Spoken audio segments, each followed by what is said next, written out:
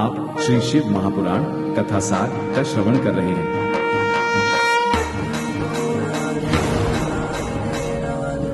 रुद्र संहिता सृष्टिखंड। व्यास जी कहते हैं, एक समय की बात है, नैमिषारण्य में निवास करने वाले शौनक आदि ऋषियों ने सूत जी से पूछा, हे सूत जी, हमने सुना है कि भगवान शिव शीघ्र प्रसन्न हो जाते हैं।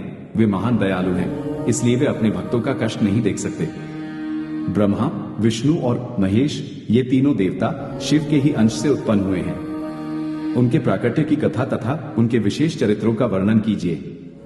प्रभु, आप उमा के आविर्भाव तथा विवाह की भी कथा कहें, विशेषतः उनके गृहस्थ धर्म का तथा अन्य लीलाओं का भी वर्णन करें। निष्पाप सूत जी, हमारे प्रश्न के उत्तर में ये सब तथा दूसरी बातें भी अवश्य कहनी चाहिए। सूत जी बोले, हे मुनीश्वरों, जैसे आप लोग पूछ रहे हैं उसी प्रकार नारद जी ने शिव रूपी भगवान विष्णु से प्रेरित होकर अपने पिता ब्रह्मा जी से पूछा था। ऋषिगणों ने सूत जी से पुनः पूछा कि हे प्रभु, ब्रह्मा और नारद का ये महान सुख देने वाला संवाद कब हुआ था, जिसमें संसार से मुक्ति प्रदान करने वाली शिवलीला वर्णित है? कृपा कर इसका वर्णन करें। नारद मोह की कथा। सूत जी बोले, एक समय की बात है, नारद जी ने तपस्या के लिए मन में विचार किया तथा हिमालय की एक सुंदर गुफा में तपस्या में स्थित हो गए। उसी समय उनकी तपस्या देखकर देवराज इंद्र संतप्त होने लगे और उन्होंने कामदेव से वहां जाकर नारद जी की तपस्या को भंग करने का आदेश दिया। कामदेव ने अपनी संपूर्ण कलाओं से उनकी तपस्या में विघ्न डालने का प्रयत्न किया, परंतु वे सफल नहीं हुए। महादेव जी के अनुग्रह से कामदेव का गर्व चूर हो गया। वास्तव में महादेव जी की कृपा से ही नारद मुनि पर कामदेव का कोई प्रभाव नहीं पड़ा, क्योंकि पहले उसी आश्रम में भगवान शिव ने उत्तम तपस्या की थी और वहीं उन्होंने कामदेव को भस्म कर डाला था। उस समय रति की प्रार्थना एवं देवताओं की याचना करने पर भगवान शंकर ने कुछ समय व्यतीत होने के बाद कामदेव को जीवित होने का वरदान दिया था। नारद जी को यह गर्व हो गया कि कामदेव पर मेरी विजय हुई। भगवान शिव की माया से मोहित होने के कारण उन्हें यथार्थ बात का ज्ञान नहीं रहा। वे तत्काल कैलाश पर्वत पर गए। वहां रुद्रदेव को उन्होंने कामदेव पर अपनी विजय का वृतांत सुनाया। ये सब सुनकर भगवान शंकर ने नारद जी की प्रशंसा करते हुए भगवान विष्णु के सामने इसकी चर्चा कदापि न करने की बात कही, परंतु नारद जी के चित्त में मत का अंकुर जम गया था। इसलिए नारद जी ने वहां से विष्णुलोक जाकर भगवान विष्णु से अपना सारा वृतांत अभिमान के साथ कह सुनाया। नारद मुनि का अहंकारयुक्त वचन सुनकर भगवान विष्णु ने यथार्थ बातें पूर्ण रूप से जान ली। नारद जी की प्रशंसा करते हुए भगवान विष्णु ने कहा, आप तो नैष्ठिक ब्रह्मचारी हैं तथा सदा ज्ञान वैराग्य से युक्त रहते हैं, फिर आप में काम विकार कैसे आ सकता है? विष्णु जी की बात सुनकर नारद जी प्रसन्न होकर वहां से चले गए। नारद जी के आगे जाने पर मार्ग में श्रीहरि ने एक सुंदर नगर की रचना की, जो अत्यंत मनोहर एवं वैकुंठ से अधिक रमणीय था, जिसमें शीलनिधि नाम के एक राजा की देवकन्या के समान सुंदरी कन्या थी। नारद मुनि उस नगर को देखकर मोहित हो गए और शीलनिधि के द्वार पर गए। महाराज शीलनिधि ने श्रीमती नामक अपनी सुंदरी कन्या को वहां बुलाकर नारद जी के चरणों में प्रणाम करवाया और निवेदन किया, यह मेरी पुत्री है, अपने विवाह के निमित्त स्वयंवर में जाने वाली है। महर्षि, आप इसका भाग्य बताइए। नारद जी उस कन्या के शुभ लक्षणों को देखकर अत्यधिक प्रभावित हुए तथा कन्या के पिता राजा से उसके सुख, सौभाग्य तथा गुणों की विशेष सराहना करते हुए वहां से विदा हो गए। नारद जी के मन में यह भाव आया कि किस प्रकार इस कन्या से मेरा विवाह हो। वे तत्काल भगवान विष्णु के पास जा पहुंचे और एकांत में विष्णु से अपनी इच्छा व्यक्त की तथा उनसे ये प्रार्थना की कि आप अपना स्वरूप मुझे दे दें, जिससे वो कन्या मेरा वरण कर ले। भगवान विष्णु बोले, मैं पूरी तरह तुम्हारा हित साधन करूंगा। ये कहकर भगवान विष्णु ने नारद मुनि को मुख तो वानर का दे दिया तथा शेष अंगों में अपना सा स्वरूप देकर वे वहां से अंतर्धान हो गए। इस रहस्य से अनभिज्ञ नारद जी स्वयंवर में पहुंचे। सुलक्षणा राजकुमारी स्वयंवर के मध्य भाग में खड़ी होकर अपने मन के अनुरूप वर का अन्वेषण करने लगी। नारद का वानर सा मुख देखकर वह कुपित हो गई और उनकी ओर से दृष्टि हटाकर अपने मनोवांछित वर को ढूंढने लगी। उसी समय राजा का वेश धारण कर विष्णु वहां आ पहुंचे। तब भगवान विष्णु के गले में वरमाला डालकर वह उनके साथ अंतर्धान हो गई। नारद जी की इस मुखाकृति को स्वयंवर में और किसी ने तो नहीं देखा। शिव जी के दो पार्षद वहां उपस्थित थे। उन्होंने ये सब देखकर नारद जी का उपहास किया तथा उन्हें अपना प्रतिबिंब देखने के लिए कहा। तब नारद जी को वास्तविकता का पता लगा तथा वे क्रोध से व्याकुल हो गए। उन दोनों शिवगणों को उन्होंने राक्षस होने का शाप दिया। इसके अनंतर विष्णु लोक जाकर माया से मोहित नारद विष्णु को शाप देते हुए बोले, तुमने स्त्री के लिए मुझे व्याकुल किया है, तुम भी मनुष्य हो जाओ और स्त्री के वियोग का दुख भोगो। तुमने जिन वानरों के समान मेरा मुख बनाया था वे ही उस समय तुम्हारे सहायक हों। कुछ ही क्षणों में भगवान शंकर ने अपनी विश्व मोहिनी माया को खींच लिया। उस माया के तिरोहित होते ही नारद जी शुद्ध बुद्धि से युक्त हो गए और उनकी सारी व्याकुलता जाती रही। श्री नारद जी भगवान विष्णु के चरणों में गिर पड़े और अत्यंत पश्चाताप करने लगे। भगवान विष्णु द्वारा नारद जी को शिवोपासना का उपदेश। भगवान विष्णु बोले, तात खेद न करो, भगवान शिव तुम्हारा कल्याण करेंगे। तुमने मद से मोहित होकर जो भगवान शिव की बात नहीं मानी थी, उसी अपराध का भगवान शिव ने तुम्हें ऐसा फल दिया है। सबके स्वामी परमेश्वर शंकर ही परब्रह्म परमात्मा है, उन्हीं का सच्चिदानंद स्वरूप है। वे ही अपनी माया को लेकर ब्रह्मा, विष्णु और महेश इन 3 रूपों में प्रकट होते हैं। अपने सारे संशयों को त्याग कर अनन्य भाव से शिव के शतनाम स्तोत्र का पाठ करो तथा निरंतर उन्हीं की उपासना तथा उन्हीं का भजन करो। भगवान शंकर की उपासना से सभी प्रकार के पातक एवं दोष समाप्त हो जाते हैं। इस प्रकार प्रसन्नचित्त भगवान विष्णु नारद मुनि को उपदेश देकर वहां से अंतर्धान हो गए। इसके अनंतर श्री नारद जी भी अत्यंत आनंदित हो शिव तीर्थों का दर्शन करते हुए भू मंडल में विचरने लगे। अंत में वे सबके ऊपर विराजमान शिव स्वरूपिणी काशीपुरी में पहुंचे। काशीपुरी का दर्शन करके नारद जी कृतार्थ हो गए। उसके बाद ब्रह्मलोक पहुंचकर शिव तत्व का विशेष रूप से ज्ञान प्राप्त करने की इच्छा से नारद जी ने ब्रह्मा जी को भक्तिपूर्वक नमस्कार किया और कहा कि जगत प्रभु, आपकी कृपा से मैंने भगवान विष्णु के उत्तम महात्म्य का ज्ञान प्राप्त किया, परंतु शिव तत्व का ज्ञान मुझे अभी तक नहीं हुआ है। मैं भगवान शंकर की पूजा विधि को भी नहीं जानता। अतः प्रभो, आप भगवान शिव के विविध चरित्रों को तथा उनके स्वरूप तत्व, प्राकट्य, विवाह, गृहस्थ, धर्म सब मुझे बताइए। कार्तिकेय के जन्म की कथा भी मुझे सुनाइए। शिव तत्व का निरूपण। ब्रह्मा जी ने नारद से शिव तत्व का वर्णन करते हुए कहा, शिव तत्व का स्वरूप बड़ा उत्कृष्ट तथा अद्भुत है। जिस समय प्रलयकाल उपस्थित हुआ उस समय समस्त चराचर जगत नष्ट हो गया। सर्वत्र केवल अंधकार ही अंधकार था। इस प्रकार सब और निरंतर सूची भेद्य घोर अंधकार में उस समय तत्सत ब्रह्म, इस श्रुति में जो सत सुना जाता है, एकमात्र वही शेष था, जिसे योगी जन अपने हृदयाकाश के अंदर निरंतर देखते हैं। कुछ काल के बाद सृष्टि का समय आने पर परमात्मा को द्वितीय की इच्छा प्रकट हुई। उसके भीतर एक से अनेक होने का संकल्प उदित हुआ। तब उस निराकार परमात्मा ने अपनी लीला शक्ति से अपने लिए मूर्ति आकार की कल्पना की। वह मूर्ति संपूर्ण ऐश्वर्य गुणों से संपन्न सर्वज्ञानमयी हुई। जो मूर्ति रहित परब्रह्म है, उसी की मूर्ति चिन्मय आकार भगवान सदाशिव है। सभी विद्वान उन्हीं को ईश्वर कहते हैं। उस समय स्वेच्छा विहार करने वाले उन सदाशिव ने अपने विग्रह से एक स्वरूपभूता शक्ति की सृष्टि की, जो उनके अपने श्री अंग से कभी अलग होने वाली नहीं थी। अविमुक्त क्षेत्र काशी। उन सांब सदाशिव ब्रह्म ने एक ही समय शक्ति के साथ शिवलोक नामक क्षेत्र का निर्माण किया। इस क्षेत्र को ही काशी कहते हैं। ये परम निर्वाण या मोक्ष का स्थान है, जो सबके ऊपर विराजमान है। वे प्रिया प्रियतम रूप शक्ति और शिव जो परमानंद स्वरूप हैं, उस मनोरम क्षेत्र काशीपुरी में नित्य निवास करते हैं। हे मुने, शिव और शिवा ने प्रलय काल में भी कभी उस क्षेत्र को अपने सानिध्य से मुक्त नहीं किया।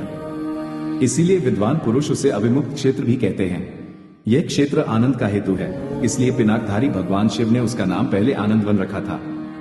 सदाशिव से नारायण का प्राकट्य। हे देवर्षि, एक समय उस आनंदवन में रमण करते हुए शिवा और शिव के मन में यह इच्छा हुई कि किसी दूसरे पुरुष की भी सृष्टि करनी चाहिए, जिस पर सृष्टि संचालन का महान भार रखकर हम दोनों केवल काशी में रहकर इच्छानुसार विचरण करें। वही पुरुष हमारे अनुग्रह से सदा सबकी सृष्टि करे, वही पालन करे और अंत में वही सबका संहार भी करे। ऐसा निश्चय करके शक्ति सहित सर्वव्यापी परमेश्वर शिव ने अपने वाम भाग के 10वें अंग पर अमृत मल दिया। वहां उसी समय एक पुरुष प्रकट हुआ, जो तीनों लोकों में सबसे अधिक सुंदर और शांत था। उसकी कांति इंद्रनीलमणि के समान श्याम थी। उसके श्री अंगों पर स्वर्ण सदृश कांति वाले 2 रेशमी पीतांबर शोभा दे रहे थे। शिवजी ने विष्णु नाम से उसे विख्यात किया तथा अपने श्वास मार्ग से उन्हें वेदों का ज्ञान प्रदान किया। इसके अनंतर भगवान विष्णु ने दीर्घकाल तक तपस्या की। तपस्या के परिश्रम से विष्णु के अंगों से अनेक प्रकार की जलधाराएं निकलने लगी। नार अर्थात जल में शयन करने के कारण ही उनका नारायण ये श्रुति सम्मत नाम प्रसिद्ध हुआ। सदाशिव के दक्षिण अंग से ब्रह्मा का प्रादुर्भाव। ब्रह्मा जी कहते हैं, हे देवर्षि, जब नारायण देव जल में शयन करने लगे, उस समय उनकी नाभि से भगवान शंकर की इच्छा से सहसा एक विशाल तथा उत्तम कमल प्रकट हुआ, जो बहुत बड़ा था। तत्पश्चात परमेश्वर सांब सदाशिव ने पूर्ववत परम प्रयत्न करके मुझे अपने दाहिने अंग से उत्पन्न किया तथा मुझे तुरंत ही अपनी माया से मोहित करके नारायण देव के नाभि कमल में डाल दिया और लीलापूर्वक मुझे वहां से प्रकट किया। इस प्रकार उस कमल से पुत्र के रूप में मुझ हिरण्यगर्भ का जन्म हुआ।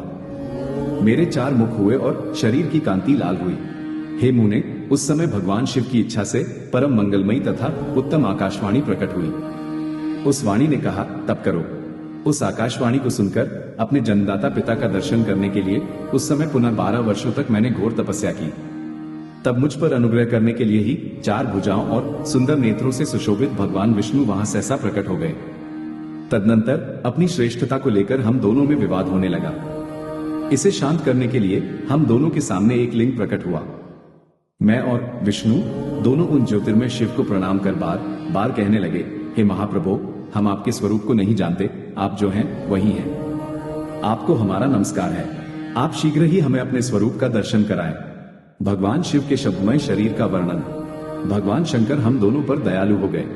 उस समय वहां उन सुरश्रेष्ठ से ओम ओम ऐसा शब्द रूप नाद प्रकट हुआ जो स्पष्ट रूप से सुनाई दे रहा था। उस परब्रह्म परमात्मा शिव का वाचक एकाक्षर प्रणव ही है। परब्रह्म को इस एकाक्षर के द्वारा ही जाना जा सकता है। इसी बीच में विश्वपालक भगवान विष्णु ने मेरे साथ एक और भी अद्भुत और सुंदर रूप को देखा। हे मुने, वह रूप 5 मुखों और 10 भुजाओं से अलंकृत था। उसकी कांति कर्पूर के समान गौर थी। उस परम उदार महापुरुष के उत्तम लक्षणों से संपन्न अत्यंत उत्कृष्ट रूप का दर्शन करके मेरे साथ श्रीहरि कृतार्थ हो गए। तत्पश्चात भगवान महेश प्रसन्न होकर दिव्य शब्दमय रूप को प्रकट करके खड़े हो गए। उसी समय संपूर्ण धर्म तथा अर्थ का साधक बुद्धि स्वरूप अत्यंत हितकारक गायत्री महामंत्र लक्षित हुआ। 8 कलाओं से युक्त पंचाक्षर मंत्र नमः शिवाय तथा मृत्युंजय मंत्र, चिंतामणि मंत्र और दक्षिणामूर्ति मंत्र को भगवान विष्णु ने देखा। इसके बाद भगवान विष्णु ने शंकर को तत्वमसि वही तुम हो यह महावाक्य कहा। इस प्रकार उक्त पंचमंत्रों को प्राप्त करके वे भगवान श्रीहरि उनका जप करने लगे। तदनंतर उन्होंने शिव की स्तुति की। विष्णु के द्वारा की हुई अपनी स्तुति सुनकर करुणानिधि महेश्वर प्रसन्न हुए और उमादेवी के साथ सहसा वहां प्रकट हो गए। भगवान विष्णु ने पूछा, हे देव, आप कैसे प्रसन्न होते हैं? आपकी पूजा किस प्रकार की जाए? हम लोगों को क्या करना चाहिए? कौन सा कार्य अच्छा है और कौन बुरा है? इन सब बातों को हम दोनों के कल्याण हेतु आप प्रसन्न होकर बताने की कृपा करें। भगवान शिव प्रसन्न होकर हम दोनों से कहने लगे, मेरा लिंग सदा पूज्य है और सदा ही ध्येय है। लिंग रूप से पूजा गया मैं प्रसन्न होकर सभी लोगों को अनेक प्रकार के फल तो दूंगा ही, साथ ही उनकी अभिलाषाएं भी पूरी करूंगा। आगे शंकर जी ने कहा, मेरी पार्थिव मूर्ति बनाकर आप दोनों अनेक प्रकार से उसकी पूजा करें। ऐसा करने पर आप लोगों को सुख प्राप्त होगा। त्रिदेवों के एकत्व का प्रतिपादन। हे ब्रह्मा, आप मेरी आज्ञा का पालन करते हुए जगत की सृष्टि कीजिए और हे विष्णु, आप इस चराचर जगत का पालन कीजिए। आगे भगवान शिव कहते हैं, हे ब्रह्मा, मेरा ऐसा ही परम उत्कृष्ट रूप हमारे इस शरीर से लोक में प्रकट होगा जो नाम से रुद्र कहलाएगा। मेरे अंश से प्रकट हुए रुद्र की सामर्थ्य मुझसे कम नहीं होगी। जो मैं हूं वही यह रुद्र है। पूजा की दृष्टि से भी मुझ में और उसमें कोई अंतर नहीं है। यह मेरा शिव स्वरूप है। हे महामुने, उनमें परस्पर भेद नहीं करना चाहिए। वास्तव में सारा विश्व ही मेरा शिव स्वरूप है। मैं, आप, ब्रह्मा तथा जो ये रुद्र प्रकट होंगे, ये सब के सब एक रूप हैं। इनमें भेद मानने पर अवश्य ही बंधन होगा। हे विष्णु, अब आप मेरी आज्ञा से जगत में सब लोगों के लिए मुक्तिदाता बने। मेरा दर्शन होने पर जो फल प्राप्त होता है वही फल आपका दर्शन होने पर भी प्राप्त होगा। मैंने आज आपको यह वर दे दिया। मेरे हृदय में विष्णु है, विष्णु के हृदय में मैं हूं। रुद्र शिव के पूर्णावतार हैं। हे विष्णु, जो आपकी शरण में आ गया वह निश्चय ही मेरी शरण में आ गया। जो मुझ में आप में अंतर समझता है वह निश्चय ही नरक में गिरता है। इसके बाद भक्तवत्सल भगवान शंभु शीघ्र वहीं अंतर्धान हो गए। तभी से इस लोक में लिंग पूजा का विधान प्रचलित हुआ है। लिंग में प्रतिष्ठित भगवान शिव भोग और मोक्ष देने वाले हैं। शिवलिंग की वेदी महादेवी का स्वरूप है और लिंग साक्षात महेश्वर है। इसी में संपूर्ण जगत स्थित रहता है। आगे के अध्यायों में शिव पूजन की विधि तथा उसके फल का वर्णन किया गया है। जो शिव भक्ति परायण होकर प्रतिदिन पूजन करता है उसे अवश्य ही पग पग पर सब प्रकार की सिद्धि प्राप्त होती है। रोग, दुख, शोक, उद्वेग, कुटिलता, विष तथा अन्य जो भी कष्ट उपस्थित होता है उसे कल्याणकारी शिव अवश्य नष्ट कर देते हैं। अतः भगवान सदाशिव की प्रसन्नता के लिए सदैव अपने वर्णाश्रम विहित कर्म करते रहना चाहिए।